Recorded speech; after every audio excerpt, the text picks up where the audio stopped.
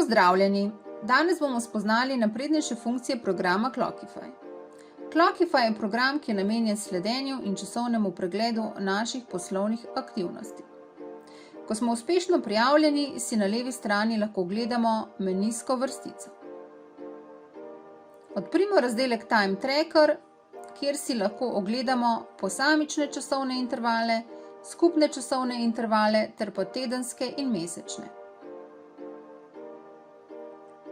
Poglejmo si razdelek Dashboard, ki predstavlja našo digitalno delovno tablo. Dashboard nam omogoča statistični in kronološki pregled nad našimi aktivnostmi in aktivnostmi ekipnih članov.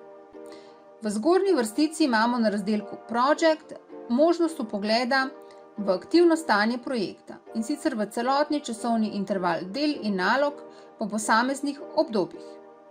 Na razdelku Billability si lahko projekt ogledamo v plačljivem načinu. Poleg imamo še zavihek Team, ki nam ponuja vpogled v delo ekipe, lahko pa si izberemo in prilagodimo tudi možnost Only Me, ki nam ponuja vpogled v lastno delo. Na zavihku Poleg imamo koledar, v katerem lahko poiščemo posamezen časovni segment, za katerega bi radi vpogled v delovne aktivnosti. Spodaj desno imamo možnost vpogleda 10 najbolj merljivih aktivnosti, kjer lahko s klikom na puščico izberemo tudi možnost Vse aktivnosti oziroma All. Oglejmo si še razdelek Reports. Reports nam omogoča pripravo kronoloških poročil, ki bi jih radi natisnili, delili ali izvozili. V zgornjem delu imamo različne prikazne možnosti. Na zavihku Summary imamo kronološki prikaz aktivnosti v obliki povzetka. Na zavihku Detailed je podroben prikaz, saj zajema vse pomembne projektne ključne točke.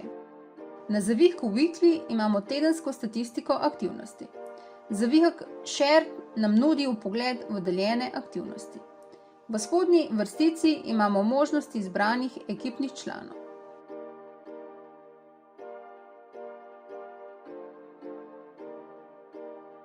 Na zavihku Client pa lahko dodajamo imena vključenih oseb.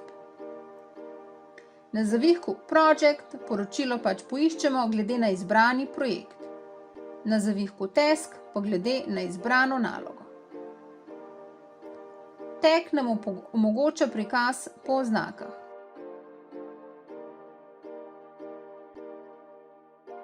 Zavihek Status pa nam ponuja vpogled v plačljive in neplačljive aktivnosti. Vsak filter iskanja za prikaz poročila potrdimo z ukazom Apply Filter.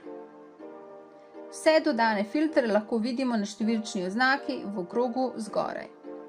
Zavihek Export nam pa omogoča možnost izvoza naših poročil v različne platforme.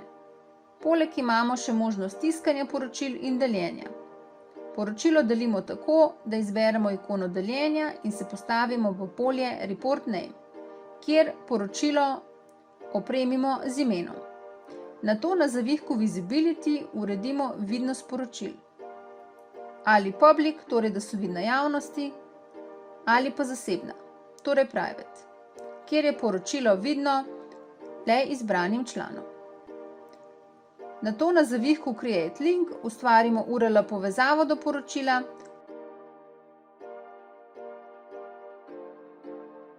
kar lahko vidimo na zavihku Shared.